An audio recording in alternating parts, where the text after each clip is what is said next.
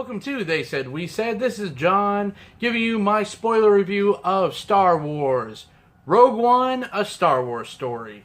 So we did our non-spoiler review with the family, the crew from They Said We Said, but as promised, I wanted to give you a little bit more in-depth spoiler review so we could really dig into the movie. If you watch my non-spoiler review, you could see that I wasn't completely 100% thrilled with this Star Wars movie. Now listen, it's Star Wars, so even if it's bad, it's good, and this movie was definitely not bad. But did it have its issues? Absolutely. So the movie starts off with Jyn Erso as a child on, I'm not sure what planet we're on, and that's another problem because of how many places we jumped around to. More on that later. So we have Galen Erso, the mom, the wife, and Jyn Erso as a child. They're kind of living in a kind of backwater world, very pretty, very nice, but kind of away from civilization. So then we have Orson Krennic, played by Ben Mendelsohn, shows up with some Death Troopers. So they are trying to collect Galen Erso because he is a scientist and he knows a whole shit ton about kyber crystals.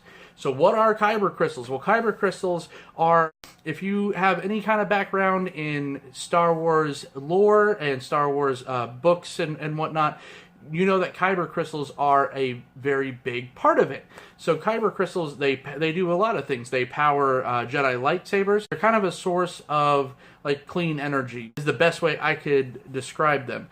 So Erso has figured out a way to weaponize kyber crystals, even more so than a Jedi's lightsaber, into building an ultimate weapon. So Galen Erso does not want to work with the Empire at this point, so that's why he took his family to this place. But they've kind of set up a contingency plan. They set up a little hole for Jyn to dive into, and spoiler warning, Krennic has the Erso mother killed. This is the first time we're introduced to Saw Gerrera, played by Forrest Whitaker, and he, if you, again, you're rewarded for watching other Star Wars lore, other shows and films. He's actually a character from Star Wars Rebels, from the animated show.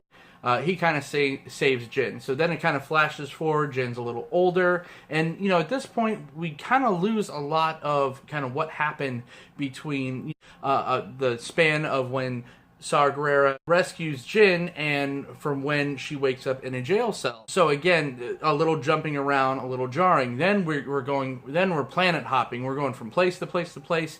And literally, I can only tell you maybe 2 planets that we were actually on, and that one being Jeddah and one being Scarif. We get a little bit of backstory on Diego Luna's character of Caspian, not the Chronicle Narnia Caspian, not Prince Caspian, but Caspian in this particular movie.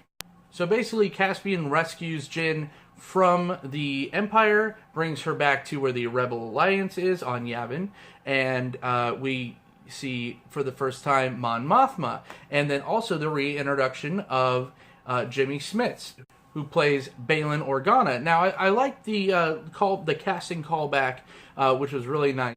Jimmy Smits is Organa from the prequels, so they are keeping that kind of alive, which was kind of a nice touch. One of the best things I could say about Star Wars Rogue One is the nostalgic feelings that this movie brought. I mean, you got Easter eggs galore. You had Jimmy Smits. You have Mon Mothma from the prequels.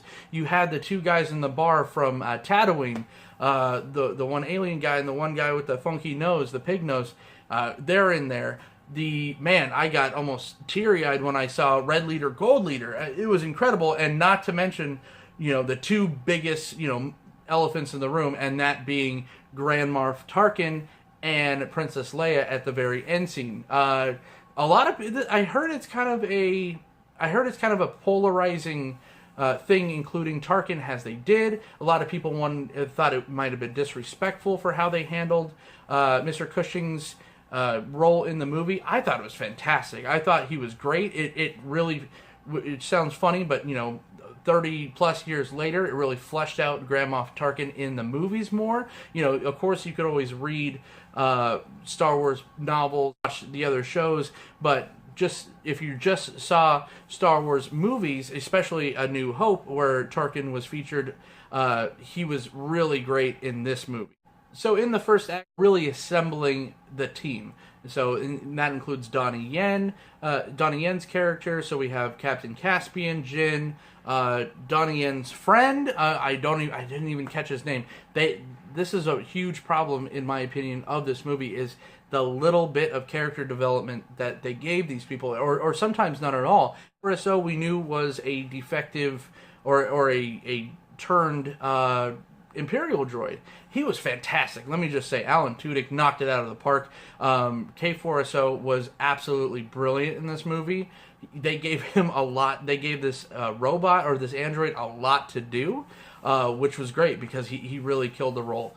Donnie Yen had a couple cool moments. His buddy with the big blaster as well. Caspian, everyone had these cool little moments, including Riz Ahmed, who's a great actor. He played the defected Imperial pilot, which I can't recall his name. I don't even know if they gave him a name. And his motivation wasn't fleshed out either. I mean, his motivation was, I guess at some point, Galen Erso talked to him and kind of broke through this pilot for whatever reason. This scientist, this very important scientist, that is the reason that the Death Star happened in the first place, is has time to talk to a Imperial pilot, and it didn't even say what he said. I don't know. This movie seemed very rushed and also and then it dragged on at the same time. It sounds like I'm complaining a lot about this movie, but I'm really not, because, like I said, it is still Star Wars. But in the middle, the second act really dragged on. Back up with Saw Gerrera, and at this point, he is more man the machine, has a very bizarre voice thing going on, but, it didn't really bring me out of it too much, and I actually was kind of expecting it, but, that's the first of our major character deaths. It was Forrest Whitaker's character. They go to the planet where Galen Erso's doing all of his work, and Captain Caspian has strict orders from the other rebel leaders to take Galen Erso out, unbeknownst to Jyn Erso. They just want to kill him on sight, even though he is kind of doing these things and making these plans against his own free will. He's too powerful and too important to keep alive. So, lo and behold, Krennic also shows up to this world kind of at the same time. Fights ensue, and Galen Erso is also killed. Jyn rallies up, including Caspian, the rest of her squadron, and they want to go to the planet of Scarif to get these plans from the information that she learned from her father. She still has the information that she saw from the hologram image, which was in Saw Gerrera's possession. So they need to get to Scarif. They need to get a hold of these plans to give to the rebels, even though the rebel leaders kind of vote against it anyway. We're on Scarif, and the third act of this movie is where we actually hit the movie actually hit its stride. It's the same thing, really, as the newer Godzilla that Gareth Edwards directed, which he directed Rogue One as well. It's just he has Godzilla, and it's a Godzilla movie. Everyone wants to see Godzilla, and we see him maybe 10 to 15 minutes total, and for being a Godzilla movie, that's pretty skimpy. Just kind of the action and everything you want to see out of a Star Wars movie, that second act just bogs it down so bad. So by the time we get to the third act, I was kind of out of it. But then stuff starts happening on Scarif, and it's amazing. What can be said about Gareth Edwards' directing capability is I love the way he films everything from the ground up. So when you see the giant AT-STs and the AT-ATs walking, it's like you are on Scarif with these other members of the rebellion looking up, and just he gets scale very well. So that is something that I enjoyed. So I'd be remiss not to mention at this point Darth Vader. Yes, Darth Vader's in the movie. Yes, Darth Vader is awesome. He is only in the movie for a grand total of maybe 4 minutes, and that's being generous. Does that bother me? Actually, no. I think Darth Vader, the way that they handled Darth Vader was actually really great. He was in it just enough to let you know that he's around, but he did not overshadow the rest of the movie, and he wasn't supposed to. He had, when Orson Krennic kind of shows up and kind of is trying to tattle on Tarkin to basically say, he wants control of the Death Star. It was him all along. Vader's just like, I don't care, you girls fight, and whoever wins, like, and he almost force chokes Krennic out right there. It's fantastic how they use Vader. I liked how they showed him in his room in like kind of the jelly bath with no armor on. That was a really good touch. And then we'll get to the end scene soon. Back on Scarif, basically we need, our team needs to go up, grab the plans, and then upload the information to the Rebel base. At this point, the Rebel leaders are kind of waking up to the fact that okay, maybe this is important. Maybe we should take this more seriously, especially after what happened on Jeddah, how they kind of displayed the power of the Death Star. So that then the Rebel leaders are like, okay, maybe shit's about to get real. So what I kept calling Admiral Akbar, the weird fish guy, was not, and I can't remember his name, but I'm just going to call him Akbar. So General Akbar shows up and kind of helps out, and we have our Star Wars portion of the movie. So there is ship-to-ship battles, there's X-wings, and like I said, this part of the movie is incredible. Oh my God, red leader, gold leader, the face rendering and everything. This is where a brilliant Star Wars movie. So they get the plans. K4SO sacrifices his life, his existence. Jyn and Caspian, and Krennic kind of catches up with them, shoots down Caspian. He hits like 4 things on the way down, and then it's just utter mayhem. We got to get we got the plans how to destroy the Death Star, but we can't.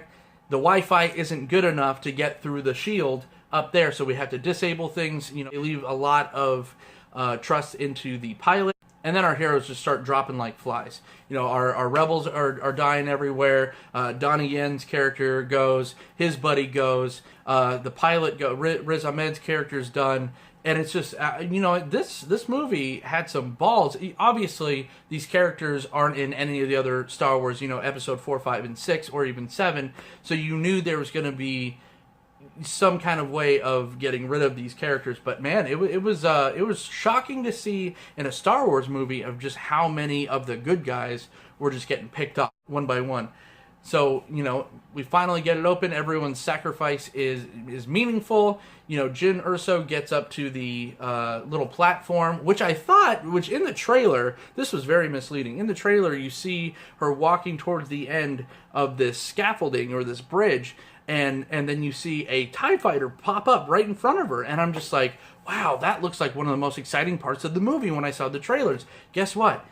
That scene ain't in the movie. I mean, she's on the scaffolding, she's on the bridge or whatever, and instead of a TIE fighter pop up, here, lo and behold, here's Krennic comes and tries to ruin her day, and then that's when we find out that Caspian did not die. He winds up shooting Krennic, not fatally, he just kind of wounds him. They upload the information, boom, Rebels have the plans. So now we have episode 4 ready to launch.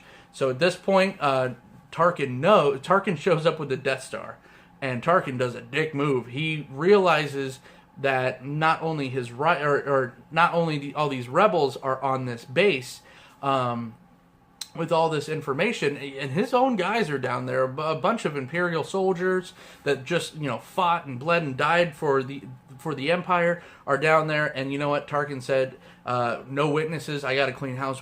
Boom! Shoots the Kyber laser right into Krennic's face on the ground, and then we just see basically the scene from Watchmen, and you just see an atomic bomb blow up, and there's Jyn and there's Caspian embracing and just sitting there watching the shockwave come and just wipe them out. That was incredible. I mean, it was very different kind of tone for a Star Wars movie, and I just wish it was more cohesive. So, then it was almost like it might as well have been an end credit scene. We have Darth Vader chasing after the plans. The plans are going from one hand to another, and they're jumping on the Rebel cruiser, the one that we see from the beginning of Star Wars Episode 4, A New Hope. And then we get the cool-ass Vader scene. He goes lawnmower man on all these poor guys. I mean, it's not like they were fighting back. They didn't have anything to fight back with. He's force choking, stabbing, poking. We finally get our lightsaber in a Star Wars movie at the end, which it was just a really cool scene. It was definitely fan service, definitely a fan service scene, but it was definitely more restrained than I thought it was going to be. I thought we were going to get Yoda from Attack of the Clones, or Vader was going to be bouncing off walls or doing Force Lightning or something like that. But they did Vader really well. He just kind of stalked down the hallway, took people out one at a time, two at a time, with force chokes and lightsaber swings, and it was fantastic. So I really appreciated how that was shot. And then, we get the very, very end money shot of the last, basically, remaining living rebel handing over the plans, the message that is ultimately stored in R2-D2 to give to Luke and Obi-Wan to Leia. And, she turns around, it's full-on Leia, young Leia, the whole Robert Downey Jr., CGI face rendering. So, it was a good movie. It was a really good movie. It started off really well. Didn't have an opening credit crawl, which a lot of people were upset about. I wasn't upset about. I didn't think it was necessary. We still got a long time ago in a galaxy far, far away. That's all I could have hoped for. I didn't think that we needed the credit crawl. And then, like I said, first act, pretty good. Middle act, not good at all. Just the character development wasn't there, and it just lagged. And then one hell of a third act. So, I'm going to stand by the rating that I gave it. I wish I wish I could say this is the best movie of the year. Because I can say that about The Force Awakens from 2015. I can't do it with this one. So, am I disappointed? A little bit. But it's still Star Wars. It's still fantastic. Go see the movie. Yes. And man, I just can't wait for Episode 8. So that's it, guys. That's my spoiler review for Star Wars Rogue One, a Star Wars story. Do you agree with me? Let's talk about it in the comments. And please, please, please subscribe and check out the other videos linked. I just did a Joker video. I have a major announcement coming up on Dead Guys Talking, coming this Wednesday with Tyler. Please tune into that. Everyone seems to like those quite a bit, so we keep doing them. So for John, we'll see you next time. Credit crawl, credit crawl, credit crawl.